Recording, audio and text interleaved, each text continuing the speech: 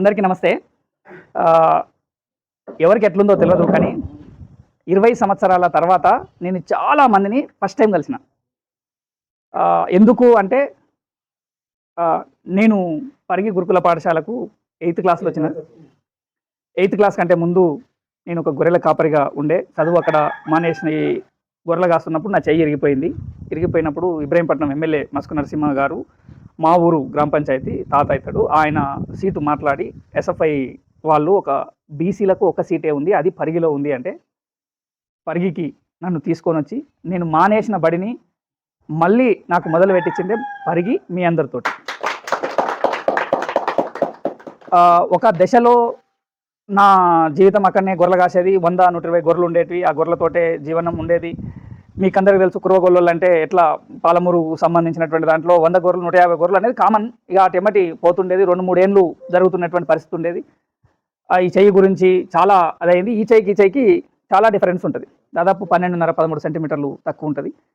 అయినా కానీ నేను మీతో పాటు ఉండేది, మీతో పాటే నడిచేది, మీతో పాటు కొన్ని మధుర జ్ఞాపకాలు ఉన్నాయి. చాలా విషయాలు ఏంటంటే నేను చాలా బక్కగా ఉండుంటి. అందరూ నన్ను కొత్తగా వచ్చిండు, నేను యాదగాడి ఇద్దరం లాస్ట్. మమ్మల్ని అందరినీ అంటే వీళ్ళంతా 2 సంవత్సరాల సీనియర్లు ఇక్కడ హాస్టల్లో, మేమేమో కొత్తోళ్ళం. అరే కొత్తోళ్ళం. యాదగాడు కాకా అరణ్యమ్మ ఇలా బంకం తెంగులు కట్టుకొని అమ్మ అరే ఎవడు కూడా మమ్మల్ని చూసలేరు, మనల్ని అంటలేరు. నేను ఇప్పటికీ కూడా నాకు 10th క్లాస్లో జరిగిన ఒక సంఘటన జీవితంలో అంటే నేను నా ఆత్మకథలో కూడా రాసుకున్న ఆ సంఘటన. అతి తొందరలో పుస్తకాలు 2-3 రిలీజ్ చేసేది ఉంది రైతుల కోసం, వాటి కోసం. సో దాంట్లో శిశుపాలకు సంబంధించినటువంటి ఇష్యూ జరగడం, మేము మనోళ్ళను చేస్తున్నారనే గొడవకు సంబంధించిన దగ్గరికి పోయినప్పుడు విపరీతమైన డిస్టర్బెన్స్ అయ్యి ఈ రోజు వరకు కూడా నాకు సైన్స్ అంటే అత్యధికంగా ఇష్టం. మీ అందరికి కూడా క్లాస్లో ఉన్నప్పుడు కానీ జరిగినప్పుడు కానీ తెలుసు. మొత్తం సైన్స్లో 10th క్లాస్లో 55 మార్కులు వచ్చినాయి. నాకు చిలుకూరులో గురుకుల పాఠశాల ఒక సీటుకి సంబంధించినటువంటి దాంట్లో ఏపీఆర్జేసీ ఎగ్జామ్ రాసిన. ఏపీఆర్జేసీ ఎగ్జామ్లో సీట్ వచ్చింది అంటే కౌన్సిలింగ్ పోవడానికి 100 రూపాయలు, ఫీజు కట్టడానికి ఫీజు లేవు. 10th క్లాస్ అయిపోయింది, అందరం ఇంటికి పోయినాం. అప్పుడు మేకలు కాస్తుంటివి. ఫీజు లేదు, అక్కడ పుస్తకాలు ఇయ్యరు, టెక్స్ట్ బుక్లు ఇస్తారు కానీ నోట్సులు ఇయ్యరు. మనకు గురుకుల పాఠశాలలు అయితేనే నోట్సులు ఇస్తారు, మా సాంఘిక సంఖ్య గురుకుల పాఠశాలలు అయితేనే నోట్సులు ఇస్తారు అనేది ఉంది. దట్టు 448 మార్కులు 10th క్లాస్లో. ఈ 448 మార్కులకు బైపీసీలో సీట్ రావాలి, చిలుకూరులో లేదా పరిగిలో సీట్ రావాలి. ఈ రెండిట్లలో రాకపోతే లేదు. దట్టు బీసీ గురుకుల పాఠశాలలో చదివిన ఒకటి ఉంది కాబట్టి దాంతో చిలుకూరు నీకు సీట్ ఏం, బైపీసీకి ఏం, నువ్వు ఎంపీసీకి తీసుకో. మ్యాథ్స్లో 85-88 మార్కులు వచ్చినాయి, ఒక సైన్స్ మాత్రమే తక్కువ మార్కులు, నీకు ఇయ్యమని అంటారు. అప్పటికే నేను ఆర్గనైజేషన్లో లీడర్ ఉన్న వెంకటేశ్వర్లు సార్ అని చిలుకూరు దాంట్లో ఉన్నాడు. నీకు ఇయ్యం అని అంటాడు. అరే ఇయ్యమని, నాకు బైపీసే కావాలి, నేను వేరే చదవను, నాకు అసలు చదివే వద్దు, బైపీసే కావాలి అని చెప్పేసి. అంటే ఇప్పటికీ ఈ సంఘటన ఎందుకు గుర్తు చేస్తుందంటే చిన్న చిన్న సంఘటనలు కూడా మనల్ని చాలా డిస్టర్బెన్స్ చేస్తాయి అనడానికి ఆ సంఘటన మరి శిశుపాలన గుర్తుకుందో, మీ అందరికి గుర్తుకుందో లేదో కానీ నాకు కళ్ళకు మెదులుతున్నటువంటి సంఘటన అది. నా జీవితంలో ఆ సైన్స్కి సంబంధించినటువంటి దాన్ని ఎప్పటికీ ఇది ఎట్లయితే ఓనుందో తీర్చుకోలేను అని ఆ 10th క్లాస్ మెమోలో సైన్స్ కూడా అదే ఉంది. ఆ తర్వాత మీరు నమ్మరు, ఇంటర్మీడియట్ చిలుకూరులోనే బైపీసీ కంప్లీట్ అయిపోయింది. నేను లాంగ్ టర్మ్ కోచింగ్కి వెళ్ళాలి, నాకు మెడిసిన్ తప్ప వేరే చేయాలనేది లేదు, కంపల్సరీ ఎంబీబీఎస్ డాక్టర్ కావాలి, దాని అంతేందో చూడాలి, ఎంబీబీఎస్ చదువు అంతేందో చూడాలని చెప్పి చేసినాం. రాఘవేంద్ర గారు కూడా మాతో పాటు short term coaching, long term కోచింగ్కి సంబంధించినటువంటి దాంట్లో ఉన్నాడు. ఇక అక్కడి నుంచి నేను డిస్కనెక్ట్ అయిపోయినా. ఫస్ట్ లాంగ్ టర్మ్లో రాలేదు, చాలా పిచ్చోన్ అయిపోయినా. ఆర్గనైజేషన్లో తిరుగుతూనే, ఎస్ఎఫ్ఐ ఆర్గనైజేషన్లో చాలా కీలకంగా పనిచేస్తూనే ఉన్న. చదువు, ఆర్గనైజేషన్, ఈ రెండే పనులు నా లోపల ఉండే. 2వ లాంగ్ టర్మ్ కూడా జాయిన్ అయినాం. 2వ లాంగ్ టర్మ్లో మెడిసిన్ కేటగిరీ బిలో వచ్చింది. మీలాంటి ఫ్రెండ్స్ ఆ రోజుల్లో కనుక తెలిసి ఉంటే, ఆ రోజుల్లో కనుక జరిగి ఉంటే ఇంకా వేరే లాగుండేది. 2,20,000 కట్టాలి కౌన్సిలింగ్ ఫీజు. భాస్కర్ మెడికల్ కాలేజ్లో మెడిసిన్ వచ్చింది.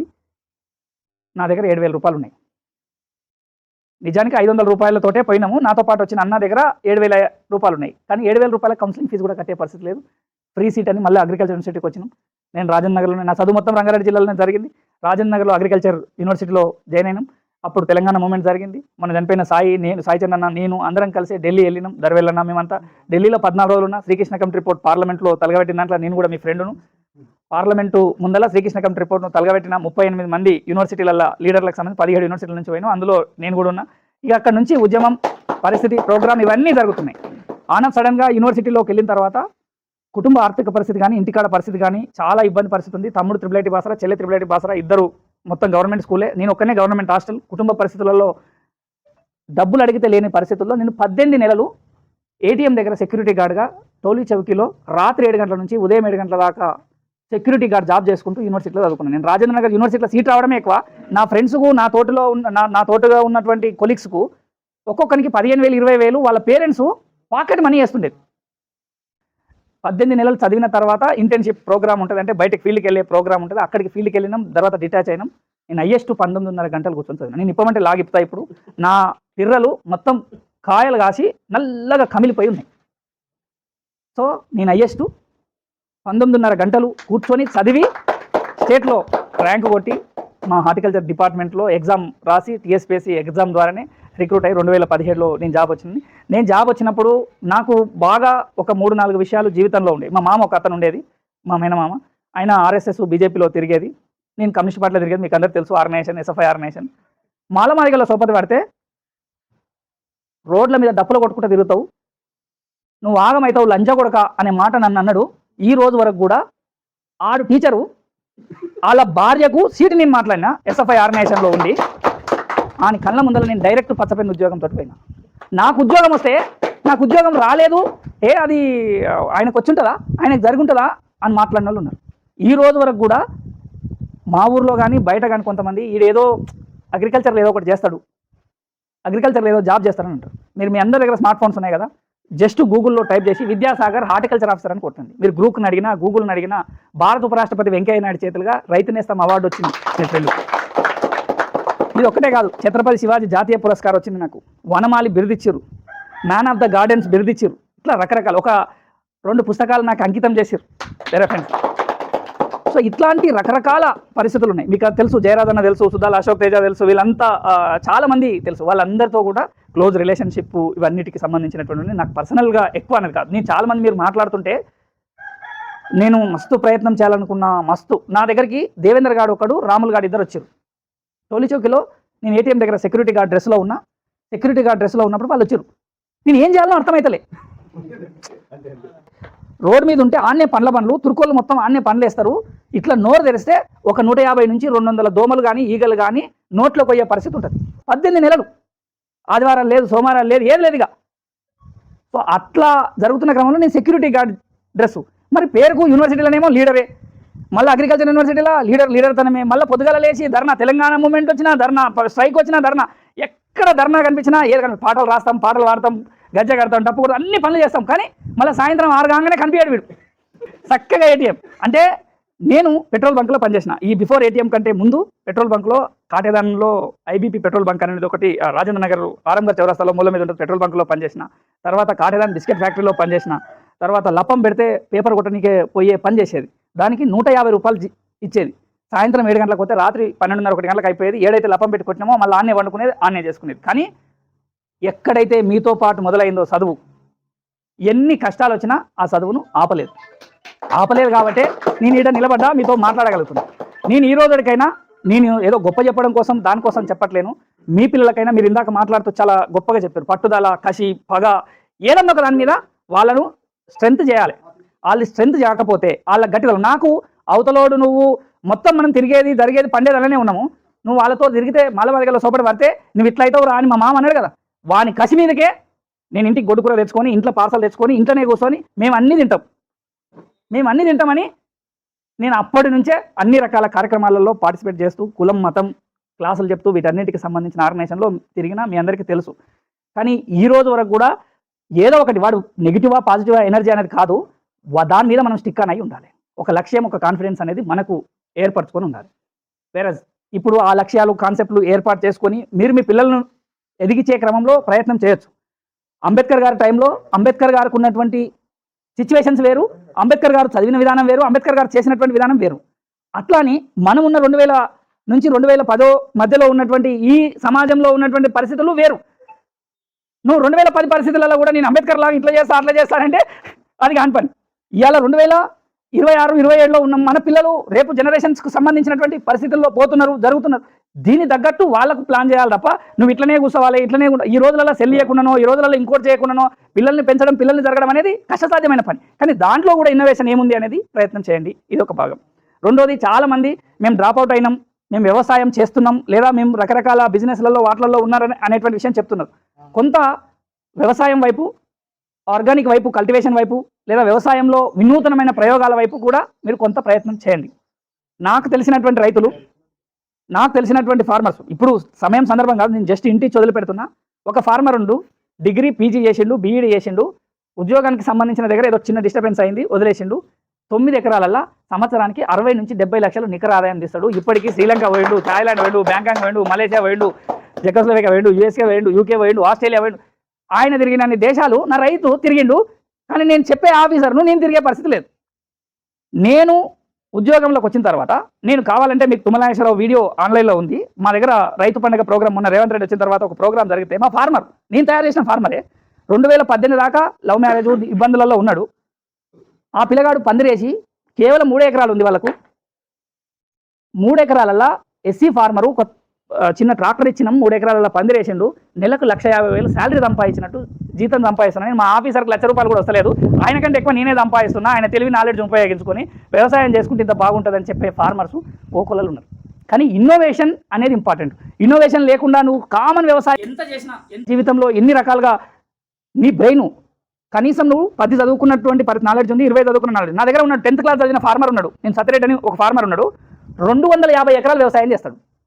2 కొడుకులు సాఫ్ట్వేర్ ఇంజనీర్, ఇన్ఫోసిస్లో ఒకడు, మైక్రోసాఫ్ట్లో ఒకడు. వాళ్ళిద్దరికి కలిపి కూడా జీతం 50 లక్షలు రాదు, అన్ని ఖర్చులు పోను. 200 ఎకరాలల్లో ఈయన ఏ చేసినా చేయకుండా 50 నుంచి 70 లక్షలు నికర ఆదాయం సంపాదిస్తాడు సంవత్సరానికి. 50 లక్షలు ఏంటి, ఏం చేస్తాడు అంటే 10th చదువుకుండు. ఆయన చేసే పనుల్లో ఏముండదు. ఉదయం 4:30-5 గంటలకు లేస్తాడు, రాత్రి పడుకుంటాడు. ఈ చేసే పనినంతా వచ్చే లేబరు వాళ్ళతోటి కనెక్టివిటీ చేసి పని చేపిస్తారు. సో కాబట్టి వ్యవస్థలో ఉద్యోగం, హనుమంత్ చెప్పినట్టు ఉద్యోగమే జీవితం. నా ఉద్యోగం అనేది నిల్. ఇలా నేను గెజెట్ ఆఫీసర్ అని బయటకు చెప్పుకోవడానికి జరగడానికి తప్ప ఏది బోబెట్టదు, ఏది జరగదు. కానీ నువ్వు గెజెట్ ఆఫీసర్ కాకుండా నువ్వు నిలబడి నీకున్న నాలెడ్జ్ను ఒక ప్రాబ్లమేటిక్గా ఏమేమి ఉన్నాయి, ఇష్యూస్ ఏమేమి ఉన్నాయి, వాటిని మనం అడ్రస్ చేసే విధానాలు ఏమున్నాయి అనేది చూసుకోవాలి. ఇది ఒక్కటే కాదు, మనోడు సర్పంచ్కి పోటీ చేస్తుందంటే ఈ 10th బ్యాచ్ మొత్తం, ఈ గ్యాంగ్ మొత్తం, తనకున్న ఇన్ఫ్లుయెన్స్, తనకున్న ఫ్రెండ్స్ మొత్తం 1 రోజో 2 రోజులో 3 రోజులో డెడికేషన్ చేసి అట్లా నిలబెట్టేటోళ్ళు ఉన్నారు. రేపటి రోజున శిష్పాల్ లాంటి వాళ్ళు ఎమ్మెల్యేనే, ఎంపీనో ఓ పరిస్థితుల్లో ఉంటే నాకు ఇవ్వలేరా, నాకు అంత నా బలం, కొండంత బలం నా 10th బ్యాచ్మేట్సే ఉన్నారు అనే స్థాయికి మనం ఎదిగేటట్టుగా ప్రయత్నం చేయాలి. అందరం అంటే నేను ఎగ్జాంపుల్ శిష్పాల్ అనే విషయం ఏం చెప్పినంటే ఆయన రాజకీయ రంగంలో ఉన్నాడు పరిస్థితి. రేపు ఆపద వచ్చినా అదే పద్ధతిలో ఉండాలి, కష్టం వచ్చినా అదే పద్ధతిలో ఉండాలి. మనం ఒక సక్సెస్లో కూడా మనం పంచుకునే విధంగా ప్రయత్నం చేసుకోవాలి. ఆ రకంగా స్ట్రాంగ్ ఆర్గనైజేషన్ బిల్డప్ చేసుకోవాలి. ప్రతి ఆర్గనైజేషన్ కూడా, ప్రతి స్ట్రక్చర్ కూడా మనం రాజు ఆలోచన చేయండి. చేసే ఆలోచనలో కొన్ని నాకు తెలిసినటువంటివి ఏమైనా ఉంటే నేను నా సహకారం 100% ఎప్పటికీ ఉంటుంది.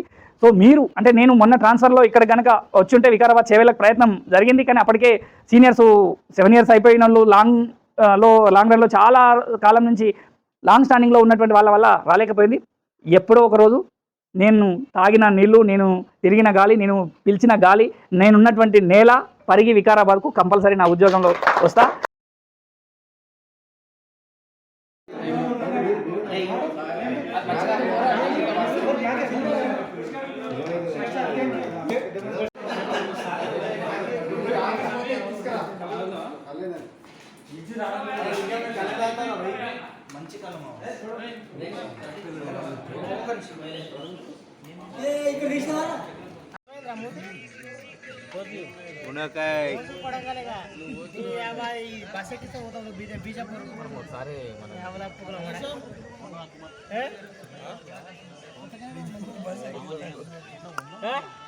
అంతేగాని పోవాల్సింది మరి ఇంకే మరి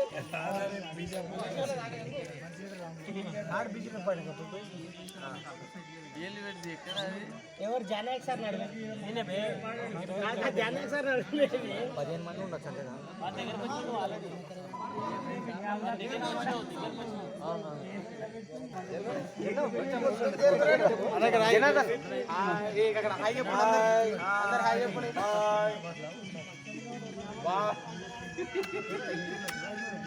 లవ్ యూ